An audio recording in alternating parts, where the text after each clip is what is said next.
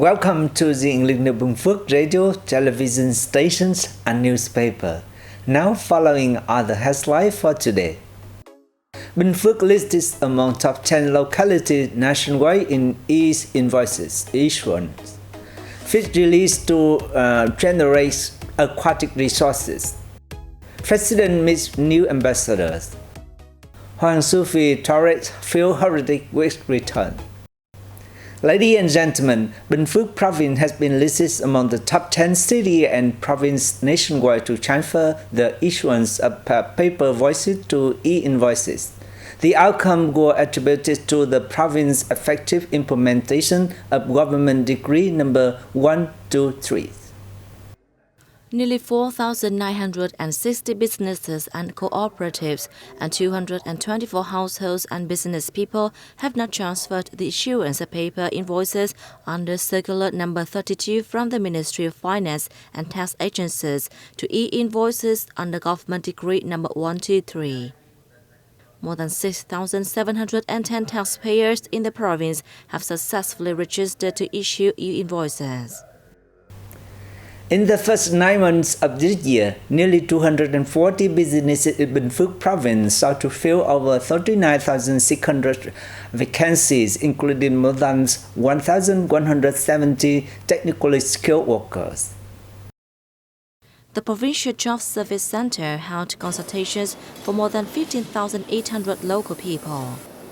Of these, 3,560 sought employment opportunities. 5,170 were in need of vocational training, and 7,070 were interested in learning more about labor policies and laws. Through these consultations, businesses received nearly 690 qualified workers. Via different channels of consultation, the center introduced 650 workers to businesses. However, during the period, the number of job seekers remained low compared to employment demand for resuming post-pandemic production. The Warm Hearts Club in Dong Xoài City, Binh Phuoc province had released fish into a lake to generate stock and protect water flow in lakes, rivers, and streams. This regular activity has taken place for 10 years and organized on the 1st and 15th day of every lunar month. At first, only a few people took part, but the number of participants has now increased to over 50. More fish has also been released. Releasing the fish helps to regenerate aquatic resources and protect the ecological environment. It should therefore be done regularly, not only by organizations or individuals, but also by society. Blood donations are a traditional humanitarian activity in Vietnam that have saved many lives. Donations in Binh Phuoc province are spread across the community. It's no longer an individual responsibility and has become a widespread social movement. From January to September this year, the Steering Committee for Voluntary Blood Donation Campaigns coordinated with the Blood Transfer Center at Truyền Hospital in Ho Chi Minh City to conduct 36 blood donation campaigns. As a result, the province collected over 11,630 units of blood, fulfilling 84.6% of its annual target. The province aims to receive over 13,740 units of blood this year, helping to save the lives of hospital patients.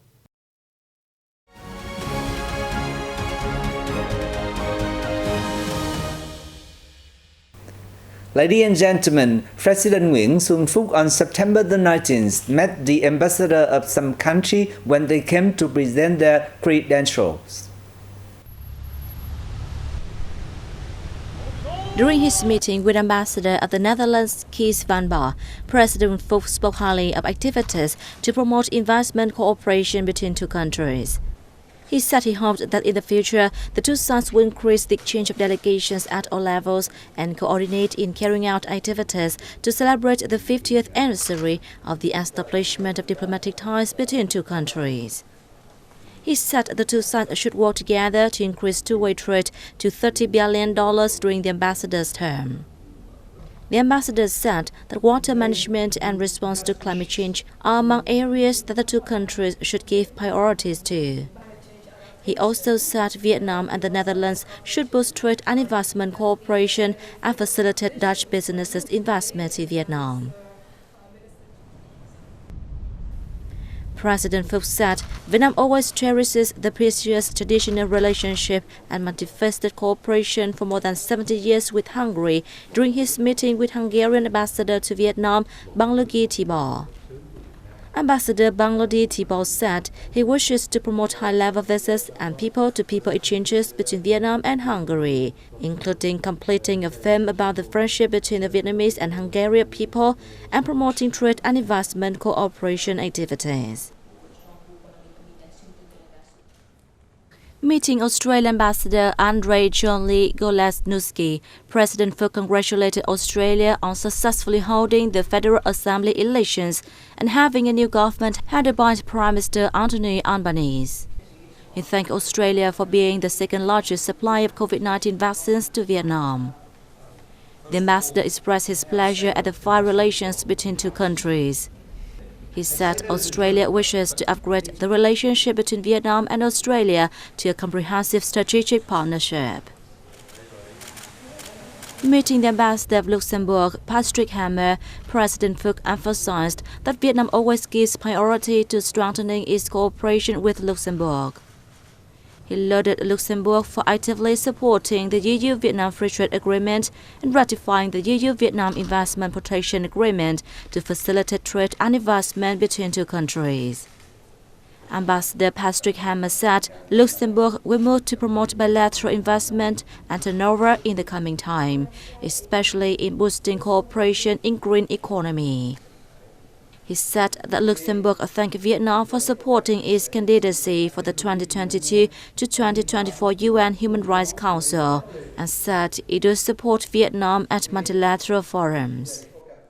Prime Minister Phạm Minh Chính has phone talk with Chinese Premier Li Keqiang on September the 19th. During the talks, two prime ministers discussed measures to boost cooperation between Vietnam and China in the future. They agreed to strengthen high-level meetings and promote people-to-people exchanges. Prime Minister Phạm Minh Chính stressed that the two sides stabilize and balance bilateral trade. He also proposed that China facilitate customs clearance and speed up the opening of its market for Vietnamese agricultural products. Prime Minister Li Keqiang said the two sides strengthen strategic connectivity, promote ties in the economy, trade and investment, especially in the fields of manufacturing and agriculture, and boost cooperation in maintaining supply chains.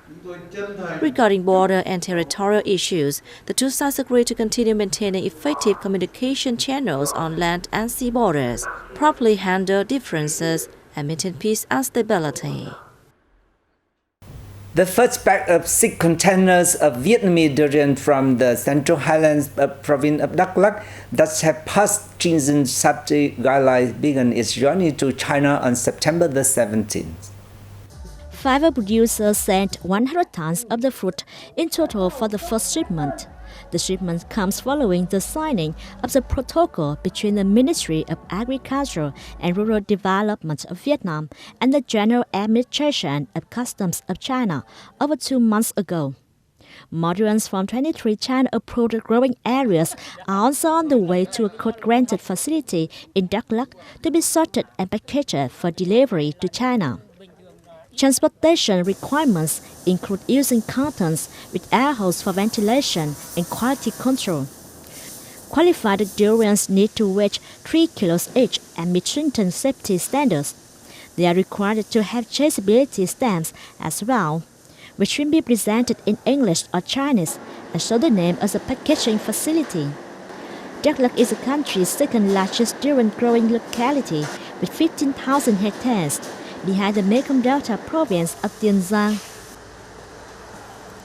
Ladies and gentlemen, the Hoàng Su Phi Tourist Field Heritage Week had returned to the mountainous province of Hà Giang after being postponed for 2 seasons due to COVID-19, with a wide range of attractive destinations now on offer.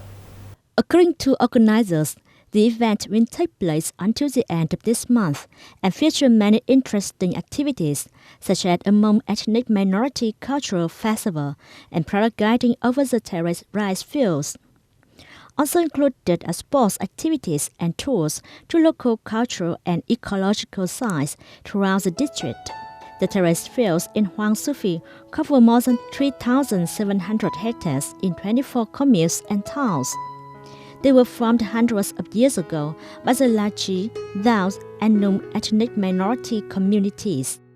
September is the best time to visit Hoang Su Phi as its terrace rice fields crystalline growth during the harvest season. And that's all for news today. Thanks for watching BPTV News. Goodbye and see you next time.